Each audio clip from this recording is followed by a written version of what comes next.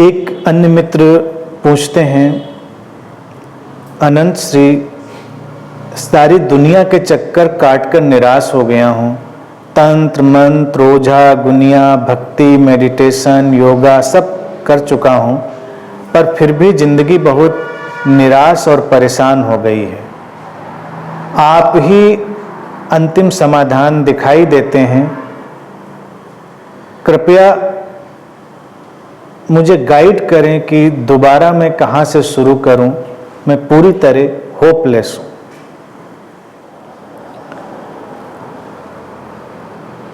पहली चीज तो तुम ये देखो कि जो होपलेसनेस है, यानी कि जो निराशा की स्थिति है, वो क्या है, क्यों है, उसको पहचानो।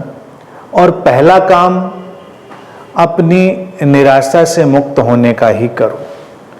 और निराशा से मुक्त होने के लिए तुम क्या करोगे? जीवन की जो वास्तविकता है, जो तुम्हारे अंदर की वास्तविक चाह है, उसको पहचानोगे। कई बार तुम अपनी वास्तविक चाह को ही नहीं पहचान पाते, इसलिए तुम कितना भी भाग दौड़ करो, उससे तुम्हें निराशा ही हाथ लगती है। तुमको चाहिए क्या? तुम सारी दुनिया के चक्कर काट लो, जैसा तुमने लिखा है, सारे अध्यात्म सारी चीजें, लेकिन तुम्हें इन सब से क्या चाहिए था? पहली चीज तो तुमको ये स्पष्ट समझनी होगी, क्योंकि तुम अगर ऐसी किसी काल्पनिक चीज की तलाश में होगे जो एग्जिस्ट ही नहीं करती, तो निराशा तुम्हारे हाथ लगेगी। या तुम अपनी उन समस्याओं के समाधान के लिए भाग रहे होगे जो नितांत व्यवहारिक समस्याएं होंगी, जिनके लिए तुम्हें कुछ प्रयास ही करने अनिवार्य होंगे। तो अगर तुम वो प्रयास नहीं कर रहे होगे तो भी तुम्हें निराशा लगेगी। जीवन में कोई अगर संकट है, कोई समस्या है, तो उसका जो उचित समाधान है तुमको तो वही करना होगा। लेकिन कई बार लोगों को ये बात पकड़ जाती है कि इसके बजाय हम बाबाओं के चक्कर काट लें, साधना कर लें और सारी चीज़ें अपना लें, तो शायद मेरी समस्या से हमें मुक्ति मिल जाए।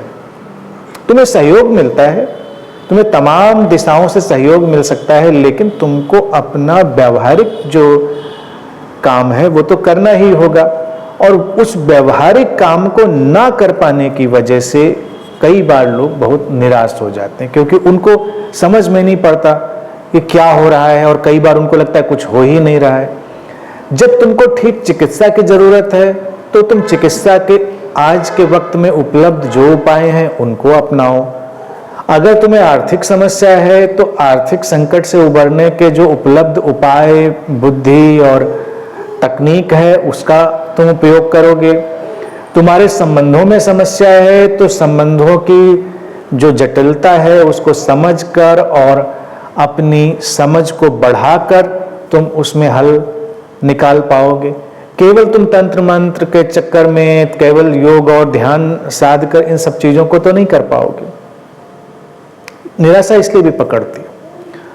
और फिर अगर तुम निकल गए हो इस रास्ते पर कि तुम्हें इस सब से कोई परम ज्ञान पाना था और वो मिल नहीं रहा है, तो पहले तुमको ये तलाशना होगा कि वो परम ज्ञान क्या है जिसको तुम पाना चाह रहे हो। या तुम किसी आत्म साक्षात्कार की तलाश में निकले थे और जो नहीं घट रहा है, तो तुम्हें ये खोजना पड़ेगा कि वो आत्म साक्षात्कार क्या होता है, वो सचमुच में होता भी है कि नहीं होता है। और तुम्हें यह भी जानना पड़ेगा कि इस परम ज्ञान या इस आत्म साक्षात्कार से तुम क्या समझ रहे हो और इससे तुम क्या उम्मीद कर रहे हो। तुम क्या उम्मीद कर रहे हो उस सबसे? तुम्हारे जीवन में वो क्या बदलाव लाएगा? क्योंकि आशा निराशा तो तुम्हारे जीवन की स्थिति परिस्थिति पर ही निर्भर करती है, चाहे वो आंतरिक स्थिति परिस्थिति हो, चाहे बाहरी स्थिति परिस्थिति हो। तो तुम इस सबसे क्या अपेक्षा कर रहे थे कि तुम्हारे अंदर घटेगा? जो नहीं घटा, इसको पहले खोजो, इसको एक्सप्लोर करो, तो बात तुम्हारी समझ में आएगी। मैं तुमको स्पष्ट रूप से ये बात बताना चाहूंगा कि अगर तुम इस ज्ञान की तलाश में हो या इस आत्म साक्षात्कार की तलाश में हो, तो ये तुम्हारे जीवन में शांति लाएगा, ये तुम्हारे जीवन में ठहराव लाएगा, जीवन के उतार चढ़ाव का सामना करने की तुम्हें क्षमता देगा। बिना विचलित हुए, पूरी तरह जागे हुए, पूरी सजगता से तुम अपने जीवन के सारे पहलुओं को देख पाओगे, उनमें चल पाओगे, उनका सामना कर पाओगे। जीवन में सुख भी आएंगे, दुख भी आएंगे, जो प्लेजर है, पेन है, वो बना रहेगा, क्योंकि ये जीवन पेन और प्लेजर से बना है, सुख और दुख से बना है। ये उस लहरों की तरह है जो उठती हैं और गिरती हैं। तो ऐसी कोई लहर तुमको नहीं मिलेगी इस परम ज्ञान आत्म साक्षात्कार में जो उठती ही उठती चली जाती है और गिरती नहीं। जो लहर उठेगी वो गिरेगी, जो सुख आएगा वो जाएगा। तो ये सब द्वैत की घटनाएं घूमती रहेंगी, और अगर तुम इसको स्वीकार कर पाओगे, समझ पाओगे, तुम उसमें ठहर कर पूरी शांति से अपना जीवन जी पाओगे, तुम विचलित नहीं होगे। इसी को भगवान कृष्ण कहते हैं स्थित प्रज्ञता। स्थित प्रज्ञता ही उपलब्धि है, यानी जो स्थिति है उसमें पूरी तरह प्रज्ञापूर्ण रहते हुए तुम जियोगे, और ये प्रज्ञा है पूरी समझ, सजगता और संवेदनशीलता से भरे हुए होना। तो ये सब अगर तुम चाह रहे थे तो निराशा का तो कोई सवाल नहीं, फिर तो सारी चीज बिल्कुल ठहरी हुई है और पूरी आशा की रोशनी से भरी हुई है। लेकिन इससे इतर अगर तुम कुछ चाह रहे थे कि तुमको कुछ अलौकिक शक्तियां मिल जाएं, तुमको कुछ सिद्धियां मिल जाएं, तुमको कुछ जीवन को चलाने का रिमोट मिल जाए, तुमको कुछ अति मानवीय क्षमताएं मिल जाएं, तो तुम निराश हो गए, क्योंकि वैसा कुछ होता नहीं। एक्सप्लोर करो, खोजो उस चीज को, तो सारी शांति आएगी।